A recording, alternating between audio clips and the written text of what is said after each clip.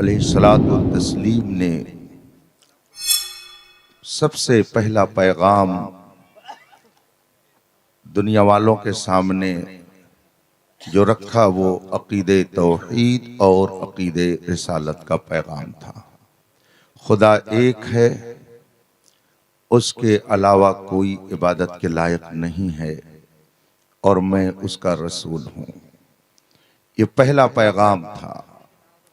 अगर इसके अलावा कोई दूसरा पैगाम इससे अहम होता तो रसूल पाक सल्लल्लाहु अलैहि वसल्लम सबसे पहले उस पैगाम को रखते, मगर ये पैगाम मुस्तफ़ा है।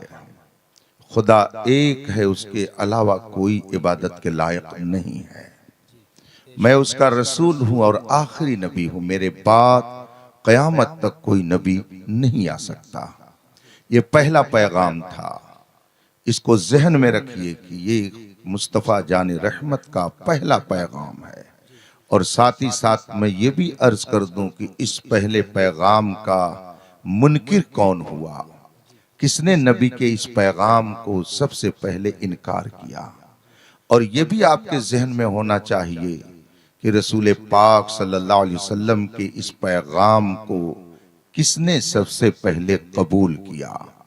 पहला पैगाम क्या, इनकार करने वाला पहला शख्स कौन और इकरार करने वाला सबसे पहला खुशनसीब इंसान कौन है। तारीख में ये सारी चीजें महफूज हो गई हैं। मेरे आका सल्लल्लाहु अलैहि वसल्लम ने सबसे पहला पैगाम अकीदे तौहीद का दिया। इसका मतलब है कि ये बुनियाद है। इस्लाम की सारी इमारतें इसी बुनियाद पर खड़ी हैं। अगर अकीदे तौहीद और अकीदे रिसालत में गड़बड़ी पैदा हो गई तो सारी इमारतें धड़ाम से जमीन पर नीचे आ जाएंगी। उसको आप एक मिसाल से यूं समझ सकते हैं, आप देख रहे हैं आपके इर्द गिर्द अगल बगल दरख्त लगे होते हैं। दरख्त में दो चीजें बड़ी अहमियत की हामिल होती हैं। एक का नाम है जड़ और एक का नाम है शाखें। शाखें दिखती हैं और जड़ जमीन के अंदर होती है। अगर शाखों को काट दिया जाए, शाखों को तोड़ दिया जाए और जड़ मौजूद हो तो फिर उन शाखों में हरियाली आ जाती है। दरख्त के अंदर पत्तियां फूल फिर दिखने लगते हैं। लेकिन अगर जड़ काट दी जाए तो जितनी शाखें मौजूद होती हैं वो सब खुश्क होकर सूख कर एक दिन खुद ब खुद टूट कर जमीन पर गिर जाती हैं। इन दोनों चीजों में असल जड़ है। जिस तरह से दरख्त की जड़ दरख्त के वजूद के लिए असल है, अगर जड़ मौजूद है तो दरख्तों में हरियाली आएगी, फूल और पत्तियां निकलेंगी। और अगर जड़ मौजूद नहीं तो जितनी आपको डालियां दिख रही हैं वो सब सूख कर खत्म हो जाएंगी। बिल्कुल इसी तरह से समझिए, एक है अकीदा और एक है अमल। दोनों अलग अलग चीजें हैं। अकीदे का ताल्लुक दिल से है और अमल का ताल्लुक जाहिरी आज़ा से है। अकीदा अंदर होता है जिस तरह से कि दरख्त की जड़ अंदर होती है, और अमाल बज़ाहिर दिखते हैं जैसे कि दरख्त की शाखें दिखती हैं। रोजा, नमाज, हज, ज़कात, सदका, खैरात, कुरान करीम की तिलावत, दुरूद पाक का विर्द, ये सारी चीजें अमल हैं। इनका ताल्लुक अमल से है। अकीदा कुछ और चीज है। अकीदा बुनियाद है। अगर अकीदा सलामत तो ये सारे आमाल काबिल कबूल, और अगर अकीदा सलामत नहीं तो सब मुंह पर मार दिए जाएंगे। अगर बज़ाहिर किसी के आमाल बहुत अच्छे होंगे लेकिन अकीदा उसका गड़बड़ होगा तो सब के सब उसके मुंह पर फेंक दिए जाएंगे। रब की बारगाह में उसका कोई एतबार नहीं होगा। अल्लाह के रसूल सल्लल्लाहु अलैहि वसल्लम ने सबसे पहला पैगाम जो दुनिया वालों को पहुंचाया, मक्के के लोगों के सामने रखा, वो अकीदे तौहीद और अकीदे रिसालत है। अल्हम्दुलिल्लाह हमारा ये अकीदा 1400 साल से तवारुस के साथ हम तक पहुंचा है। कोई सुन्नी इसके खिलाफ अकीदा नहीं रखता। हर सुन्नी यही अकीदा रखता है, ला मौजूदा इल्लल्लाह, खुदा के अलावा कोई मौजूद नहीं है। कायनात में जो कुछ होता है सब खुदा की मशीयत और उसके इरादे से होता है। मा तशाऊना इल्ला अन यशा अल्लाहु रब्बुल आलमीन, तुम कुछ नहीं चाहते बस वही जो खुदा चाहता है। हमारा इस पर ईमान है, कायनात के जर्रे जर्रे का मालिक खुदा है, कायनात के जर्रे जर्रे का खालिक खुदा है। कायनात में जिसको जो कुछ मिलता है खुदा से मिलता है, ये हमारा अकीदा है।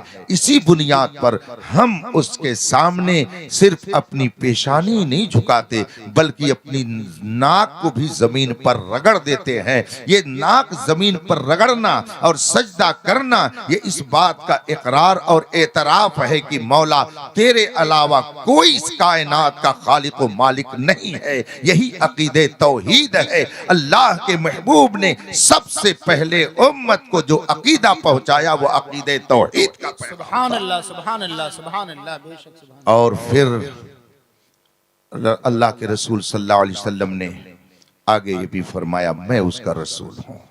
ये अकीदे रिसालत है। खुदा देता है, इस पर हमारा ईमान है, मगर वो हस्ती हमको खुदा से दिलाती है, इस पर भी हमारा ईमान है। खुदा देता है तो हम उसकी इबादत करते हैं, और रसूल पाक दिलाते हैं तो हम उनसे मोहब्बत करते हैं। खुदा की पहचान हमें रसूल पाक ने दी, खुदा की मार्फत हमें रसूल पाक के जरिया हासिल हुई। अगर रसूल पाक ने हमें खुदा की पहचान न कराई होती तो हमें खुदा की मार्फत और उसकी पहचान हासिल नहीं होती। खुदा की मार्फत का जरिया रसूल पाक की जात है, इसीलिए हम खुदा की इबादत करते हैं और रसूल पाक से मोहब्बत करते हैं। खुदा देता है तो हम उसके बंदे कहलाते हैं, नबी देते हैं तो हम उनके गुलाम कहलाते हैं। खुदा देता है तो हम उसके सामने अपने सर को झुकाते हैं, नबी दिलाते हैं तो उनके सामने हम ताजीम के साथ हाथ बांधकर खड़े हो जाते हैं। खुदा को एक मानना, खालिक ओ मालिक जानना, ये अकीदे तौहीद है। और रसूल पाक सल्लल्लाहु अलैहि वसल्लम को खुदा का रसूल और नबी मानना ये अकीदे रिसालत है, ये इस्लाम की बुनियाद है। और याद रखिएगा, एक जुमला और मैं अर्ज कर देता हूं, करता ही रहता हूं, अकीदा ये किसी की अकीदत की बुनियाद पर नहीं बनता है। अकीदा कुरान और हदीस की रोशनी में बनता है। अकीदत और चीज है, अकीदा और चीज है, दोनों में फर्क होता है। शेर बिहार के शहजादे तशरीफ फरमा है हजरत अल्लामा मुफ्ती मोहम्मद असलम साहब रहमतुल्लाह ताला अलैह। इस इलाके में अल्लाह तबारक व तआला की एक अजीम नेमत थे, अब्रे बहार थे, सुन्नियत के वो एक अजीम मीनार थे। ये मैं जानता हूँ, उनकी खिदमात अल्हम्दुलिल्लाह इस इलाके में बेशुमार हैं, इसीलिए आपको उनसे अकीदत है। लेकिन इस अकीदत की बुनियाद पर अगर आप ये अकीदा बना लें कि वो मुज्तहिद हैं, वो नबी हैं, तो आपका यह अकीदा आपके मुंह पे मार दिया जाएगा। अल्लाह रसूल की बारगाह में इस अकीदे को तस्लीम नहीं किया जा सकता है। अकीदत और चीज है और अकीदा और चीज है। अकीदा कुरान और हदीस से बनता है, अकीदा कुरान और हदीस की रोशनी में तय होता है। अल्लाह के रसूल सल्लल्लाहु अलैहि वसल्लम ने अकीदे तौहीद का पैगाम, अकीदे रिसालत का पैगाम दुनिया वालों को दिया। जब आपने सबसे पहले ये पैगाम दुनिया के लोगों के सामने रखा तो सबसे पहला वो बदनसीब जिसने इनकार किया उसका नाम अबू लहब है। वो सामने आता है और एक पत्थर उठाता है अपने हाथ से और उस पत्थर को नबी की तरफ फेंकना चाहता है, तौहीन की नीयत से, नबी को माअज़ल्लाह ईज़ा पहुंचाने की नीयत से हाथों से वो पत्थर को फेंकना चाहता है नबी की तरफ। मेरे मुस्तफा ने उसका कोई जवाब नहीं दिया। मगर गैरत खुदाबंदी को यह गवारा न हुआ कि मेरा पैगाम मेरा महबूब उम्मत तक पहुंचाए और कोई मेरा ही बंदा मेरे नबी की को अजियत पहुंचाए। अल्लाह तबारक व तआला की तरफ से आयत करीमा नाजिल होती है, तब्बत यदा अबी लहब, तब्बत यदा अबी लहब, अबू लहब के दोनों हाथ टूट जाएं। आखिर ये दोनों हाथ टूटने की बात क्यों कही गई? वजह वही है कि उसने अपने दोनों हाथ से नबी की को ईजा पहुंचाने के लिए पत्थर उठा करके फेंका था। तो रब ने कयामत तक के लिए एक इबरत का निशान उसे बना दिया कि हर आने वाला कहेगा, ऐ अबू लहब, तू मेरे महबूब की तरफ पत्थर फेंकने के लिए अपने हाथ को इस्तेमाल कर रहा था। देख, रब ने फरमाया तब्बत यदा अबी लहब, अबू लहब के हाथ टूट जाएं। इसका तर्जमा है अबू लहब के हाथ टूट जाएं। वह तब्बा, और टूट गया, मा अगना अन्हु मालुहु व मा कसब, न उसके माल ने उसको बचाया, न उसकी प्रॉपर्टी और जायदाद ने उसको बचाया। इसका मतलब है कि जो नबी से टकराता है, खुदा उसे कयामत तक के लिए जलीलो रुसवा कर देता है। जो नबी के पैगाम को, नबी के पैगाम का इनकार करता है और नबी की शान में गुस्ताखी करता है, खुदा उसे गवारा नहीं करता है, खुदा उसे बर्दाश्त नहीं करता है। तब्बत यदा अबी लहब, ये आयत बता रही है कि जिसने नबी की शान में गुस्ताखाना अंदाज इख्तियार किया, रब ने कयामत तक के लिए उसे जलीलो रुसवा कर दिया है। और जानते हैं ये अबू लहब कौन था? ये कोई गैर नहीं था, ये नबी करीम सल्लल्लाहु अलैहि वसल्लम की खानदान का था। ये अबू लहब नबी करीम सल्लल्लाहु अलैहि वसल्लम का चचा था, अब्दुल मुत्तलिब का ये बेटा था, हाशमी था, कुरैशी था, मुत्तलिबी था, मक्की था, हिजाजी था, अरबी था, अपनी कौम का एक मुअज्जज शख्स था। मगर नबी की शान में जब उसने गुस्ताखी की तो ना उसकी इज्जत ने, ना उसके वकार ने उसे बचाया, ना उसके रोबो दबदबा ने उसे बचाया, ना उसका मक्की होना काम आया, ना उसका कुरैशी होना काम आया, ना उसका हाशमी होना काम आया, ना उसका हिजाजी होना काम आया। इसलिए आप इस बात को याद रखें, चाहे कोई अरब का रहने वाला हो, चाहे कोई अजम का रहने वाला हो, चाहे कोई यूरोप व अफ्रीका का रहने वाला हो, दुनिया के किसी खित्ते का हो और किसी बड़े से बड़े खानदान से उसका ताल्लुक है, मगर जो मेरे मुस्तफा से टकराएगा उसे जलील और रुसवा होना है। ये मैं नहीं कहता, ये मेरे खुदा का फरमान फरमा रहा है। सुभान अल्लाह, सुभान अल्लाह, सुभान अल्लाह। अबू लहब हाशमी था। और जानते हैं लहब का माना क्या होता है? लहब अरबी में कहते हैं शोले को, जैसे आग का शोला होता है उसको अरबी में लहब कहा जाता है। अब का माना होता है वाला। अबू लहब का मतलब होता है शोले वाला। क्या मतलब हुआ इसका? जानते हैं, अबू लहब का नाम अबू लहब नहीं है, उसका नाम अब्दुल उज्जा है। लेकिन मक्के के लोग, खानदान के लोग उसको अबू लहब कहते थे। क्यों अबू लहब कहते थे? लहब के माने होते शोले के। चूंकि उसका चेहरा इतना हसीनो जमील था, इतना वो खूबसूरत था कि लगता है उसके चेहरे से जैसे आग की शुआएं निकल रही हो, इस तरह से उसका चेहरा था। लेकिन न उसका हुस्न काम आया, न उसकी दौलत काम आई, न उसका वकार काम आया, न उसका मक्की होना काम आया, न उसका मदनी होना काम आया। इसका मतलब है कोई किसी खानदान का हो, काबिल एहतराम वही होगा जो मेरे मुस्तफा का गुलाम रहेगा। ये मैं नहीं कहता, ये 1400 साल की तारीख बता रही है। आप जरा देख लीजिए, अबू लहब खानदान का है, मक्की है, मदनी कहलाए, उसको मक्की कहिए, हिजाजी कहिए, जो कहिए, मगर कयामत तक उस पर लानत बरसाई जाएगी। और हजरत बिलाल हबशी न मक्की हैं, न मदनी हैं, न हिजाजी हैं, न सऊदी हैं, न अरबी हैं, वो हबश के रहने वाले हैं, मगर मुस्तफा के गुलाम बन गए तो 1400 साल में उनका कोई जवाब नहीं हो सका। इसीलिए तो कहने वाले ने कहा है कि मोहम्मद से वफा तूने तो हम तेरे हैं, ये जहां चीज है क्या लौह नारे तकबीर, नारे रिसालत, नारे रिसालत, मसलके आला हजरत हुजूर ताजुल फुक़हा, हुजूर ताजुल फुक़हा, उलमाए अहले सुन्नत, नारे तकबीर। खुदा के इस पहले पैगाम को अपने दिलो दिमाग में पूरे यकीन के साथ बैठाए रहिए। और यकीन के साथ जब तक आप इस अकीदे पर कायम नहीं रहेंगे उस वक्त तक रहमत इलाही आपकी तरफ मुतवज्जह नहीं हो सकती है। और यकीन क्या है, आप अपने तौर पर कुछ भी समझे कि हम मानते हैं, फला को मानते हैं, लेकिन यकीन एक अलग दर्जा है, एक अलग इल्म का मेयार है। वह यकीन जिसे हासिल हो जाता है उसके लिए ये कहना बहुत आसान हो जाता है, ये एक जान क्या है, अगर हो करोड़ों तेरे नाम पे सबको वारा करूं मैं। अब जरा यकीन का मतलब जल्दी से मुझसे सुन लीजिए, वक्त बहुत तेजी से गुजर रहा है। अगर मैंने इन तलबा जो ये फारिग हो रहे हैं इनमें से किसी से मैंने कहा बताइए मौलाना 6 कितने होते हैं, इन्होंने मुझे थोड़ी देर गौर करने के बाद जवाब दिया कि हजरत 6 12 होते हैं। मैंने आंख दिखाई, डांट डपट सुनाई और जलाल भरे अंदाज में मैंने कहा कुछ पढ़ा लिखा है मुफ्ती शमशाद साहब से कि ऐसे ही तुमने दस्तार ले लिए, गौर करके बताओ कि 6 कितने होते हैं। तुमने पट से बोल दिया 6 12 होते, गौर नहीं किया, फिर से बताओ।